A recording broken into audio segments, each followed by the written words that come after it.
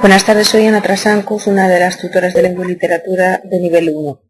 Vamos a ver uno de los temas de esta primera evaluación. Os recuerdo los contenidos de la primera evaluación. En el bloque temático número 1 tenemos el bloque dedicado a la comunicación y aquí tenemos 7 temas. El tema número 1 era la comunicación y sus elementos, el 2, la tipología de textos, la exposición, el 3, la tipología de textos, la narración, el 4, la tipología de textos, la descripción y en este tema 5 vamos a ver la tipología de textos, la argumentación. Nos quedaría por ver el tema 6 y el tema 7, el tema 6 dedicado al diálogo y el tema 7 a las habilidades lingüísticas. Y también dentro de esta evaluación tenemos el bloque temático 2, que es lengua y sociedad, y en él tenemos el tema 1, que es la lengua española. Dentro de la tipología de textos tenemos la argumentación y aquí tenemos que dominar una serie de conceptos. Tenemos que dominar la definición de argumentación, sus elementos, la estructura de la argumentación, sus tipos y los recursos lingüísticos que utilizaría.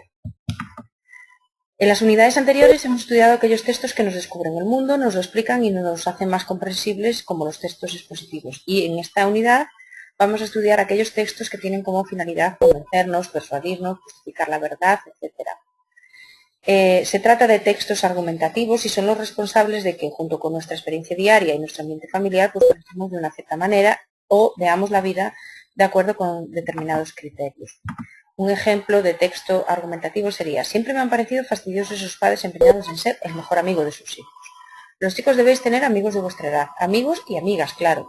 Como padres, profesores y demás adultos, es posible que en el mejor de los casos llevarse razonablemente bien, lo cual es ya bastante. Pero llevarse razonablemente bien con un adulto incluye a veces tener ganas de ahogarlo. De otro modo no vale. Si yo tuviera 15 años, lo que ya no es probable que vuelva a pasarme, desconfiaría de todos los mayores demasiado simpáticos, de todos los que parece como si quisieran ser más jóvenes que yo y de todos los que me diesen por sistema la razón. Bien, dentro de la argumentación, el concepto de argumentación nos dice que consiste en defender una idea, es decir, defender una tesis mediante unas razones, es decir, unos argumentos que demuestran su certeza. Por lo tanto, un texto tiene forma argumentativa cuando las ideas que componen el texto se presentan ordenadamente, estableciendo relaciones lógicas entre ellas, y el tipo de relación existente entre las ideas puede ser, por ejemplo, causa-consecuencia, consecuencia-causa, definición-ejemplo, problema-consecuencia, etc. Un ejemplo pues lo tenemos en este texto. Muchas especies de delfines corren serio peligro de extinción, ello es debido fundamentalmente a la sobrepesca y a las capturas que se producen al intentar capturar otras especies marinas. También la contaminación de los mares está provocando la muerte masiva de delfines. Aquí vemos que el texto anterior está compuesto por 3 ideas expresadas en oraciones y que a su vez se encuentran separadas por puntos. Aquí las relaciones establecidas entre las oraciones 1, 2 y 3 son oración 1, problema, oración 2, causa y la oración 3 es causa B. ¿Cuáles son los elementos de la argumentación? Muy fácil, el objeto, los tesis y los argumentos. Este esquema lo tenéis en la página 111 del libro de texto. ¿Y cómo se organiza una argumentación? Bien, pues en la introducción se presenta el tema y tiene que ser una introducción breve. En la exposición es la parte que contiene la tesis. En la argumentación o cuerpo argumentativo tenemos los argumentos que apoyan la tesis y la conclusión sirve para reafirmar la tesis. Este esquema también lo tenéis en la página 112 del libro de texto.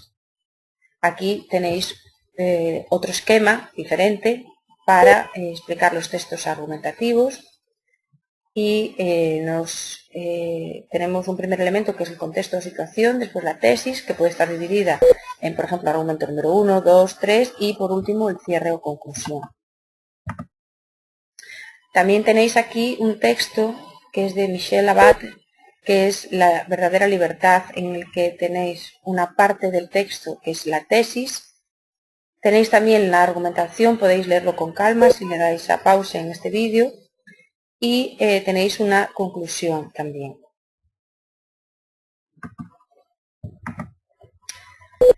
Vamos a ver otro ejemplo. En otro texto, por ejemplo, la tesis sería: fumar perjudica seriamente la salud. ¿Cuáles serían los argumentos? Pues según estudios realizados por especialistas de todo el mundo, el tabaco produce cáncer en un tanto elevado de la población. Está comprobado que la gente que fuma tiene menos capacidad pulmonar, lo que disminuye su calidad de vida. ¿Cuál sería la conclusión? Pues que atendiendo a los razonamientos expuestos podemos reafirmarnos en la teoría de que, etcétera, etcétera, etcétera.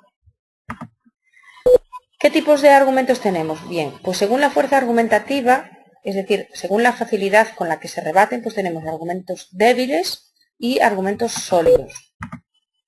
Según su función, pues tenemos argumentos de apoyo a la tesis propia, concesiones o ideas de la tesis contraria que se admiten provisionalmente, refutaciones o argumentos con los que se rebate total o parcialmente la tesis contraria y contraargumentos que invalidan los argumentos contrarios a la tesis.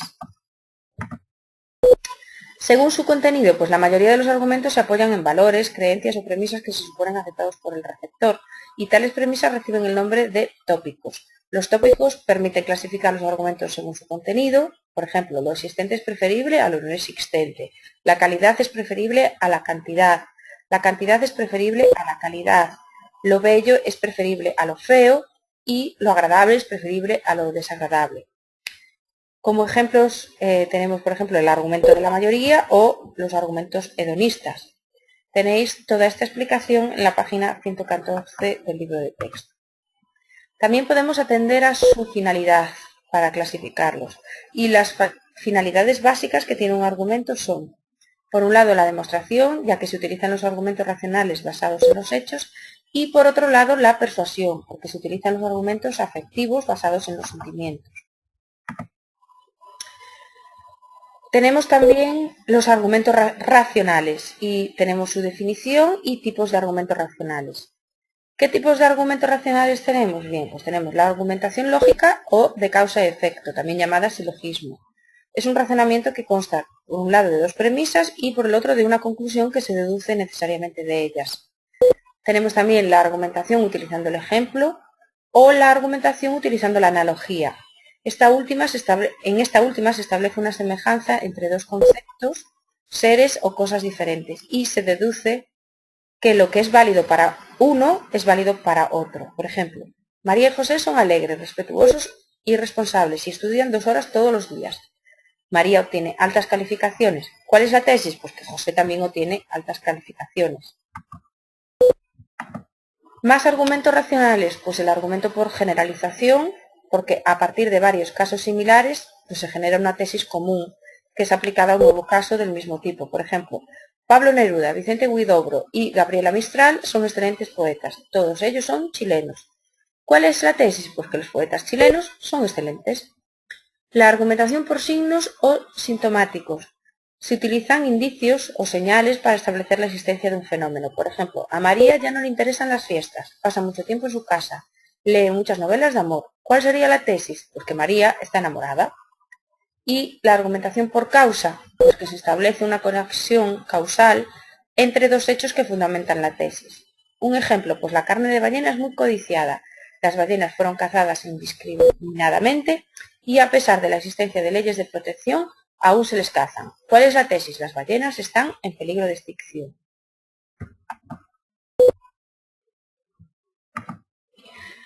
Tenemos también los argumentos afectivos o emotivos. ¿Cuál es su definición? Pues los argumentos afectivos o emotivos se dirigen a los sentimientos del auditorio, especialmente a sus dudas, deseos y temores con el fin de conmover y provocar una reacción de simpatía o rechazo. Y hay muchas figuras expresivas que pueden influir en el ánimo del receptor. Tenemos también bastantes tipos de argumentos afectivos. Tenemos el criterio de autoridad, en el que se alude a la opinión de expertos en el tema o personajes consagrados para sustentar la tesis. También se puede recurrir a ejemplos conocidos, porque se emplean ejemplos familiares a los oyentes porque les afecta directamente. También podemos apelar a la confianza del emisor, es decir, se apela a la confianza que inspira el mismo emisor y a la credibilidad que se le debe. Tenemos también el argumento eslogan, pues es una frase hecha que se repite constantemente y resume un tema o invita a creer en lo que se dice. Tenemos los recursos de la fama, que corresponde a la utilización de la imagen pública o palabra de un personaje bien valorado socialmente. El fetichismo de masas, pues se sustenta en la idea de que la mayoría elige lo correcto, tiene la opinión acertada. El uso del prejuicio, ya que utiliza un prejuicio como argumento de una tesis. Y también se puede recurrir a la tradición, porque la idea expuesta se apoya en una tradición cuyo valor pues, no se cuestiona ni se discute. También dentro de la argumentación tenemos la argumentación positiva y negativa. La argumentación positiva se puede llamar prueba y la argumentación negativa se puede llamar refutación. Podéis encontrar este tipo de argumentación en la página 117 del libro de texto.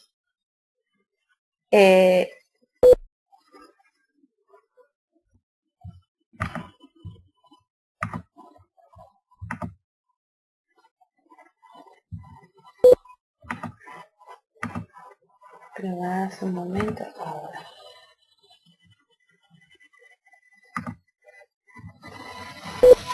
Bien, también tenemos el argumento pertinente, convincente, la falacia o irrefutable. Tenéis las definiciones en la página 118 del libro de texto.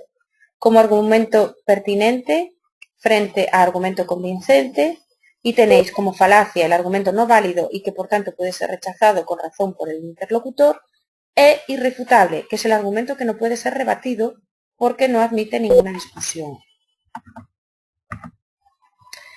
¿Cuáles son los pasos necesarios para la elaboración de una buena argumentación?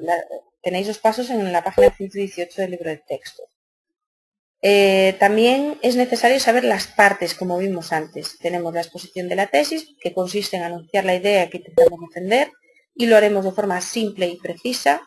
Tenemos la argumentación, donde expondremos las razones para defender nuestra tesis, que basaremos en nuestra experiencia, lo que piensan las personas importantes o especialistas y lo que opina la mayoría.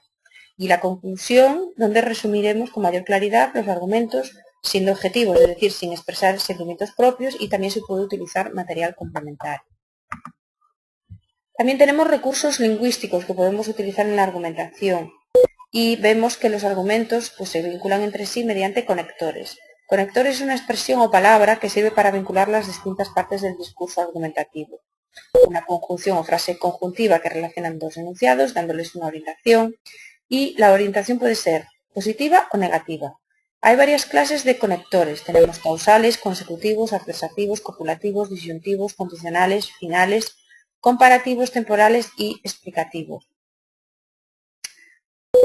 Algunos ejemplos pues, serían conectores causales, porque, pues, dado que, en vista que, etc. Conectores de consecuencia, por lo tanto, por consiguiente, luego, etc. Conectores adversativos, pero, sin embargo, aunque, etc. Y concesivos, si bien, aunque, mal que, etc.